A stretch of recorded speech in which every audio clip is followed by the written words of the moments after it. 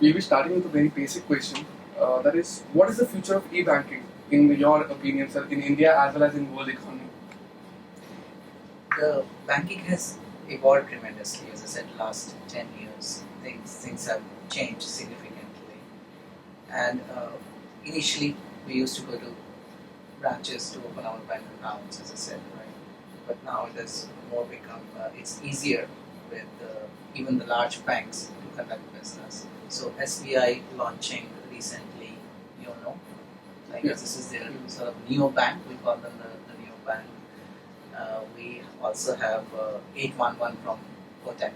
Yeah. Even the banks are coming in, so it's not just the fintech firms. The fintech firms certainly, there's so many sort of what we call as the neo banks and the challenger banks out there globally, and then India as well. But we are moving towards that, but it's going to take some time because you need to actually look into the existing infrastructure, existing processes, and how you streamline all of it. So, sir, what are the job avenues for the freshers in this fintech firm, and as well as what are the skills required for them to just get into this firm? Like there are a lot of freshers around in IBS, so for them, what will be the skill set required to get into some firm? If you talk about banking or financial services, I think the way we actually think is evolving, is changing. Yeah. Right? We have come a long way. So it's not about in finance. It's not about doing an operations job, processing trades or processing settlements anymore, because that would be taken care by RPAs or robots in the future. But the area I think where we have lots of opportunities and these fintechs are trying to achieve is more looking into the business model overall and how do we evolve that business model, like change the way we bank. Underbank is an example. If people are underbanked, they don't use the banking financial services. How do we get into it?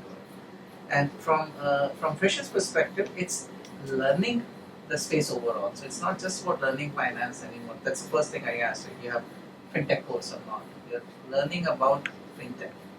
The innovations, you're learning about different technologies, like RPA, artificial intelligence, because if you don't know about this technology, how can you creatively think about a solution? So you need to, and it doesn't mean that you need to go and you need to start coding machine learning, but the concept of machine learning, the existing use cases, and then creatively thinking what more you can add to that. Thank you, sir. So one last question for our IB student only. How fintech will change the whole banking system? Basically, to get into some technology or some the banking system, new banking system. If we are getting into something, then people want to know how it is going to change. So how is this going to change?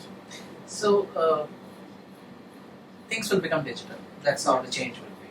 So at this point, I wanted to open a bank locker. So my bank was not close to my home.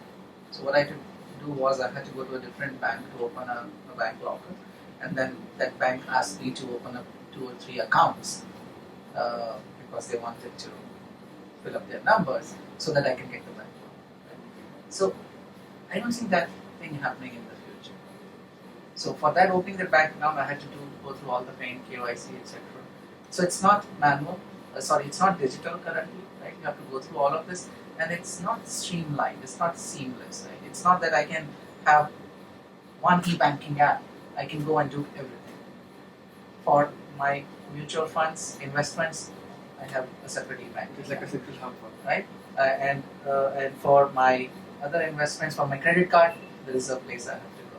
So how do you digitize everything, and centralize everything, and make them with that experience seamless? Is going to be an important role. Thank you so much, sir. We are Thank you very honored to have you here.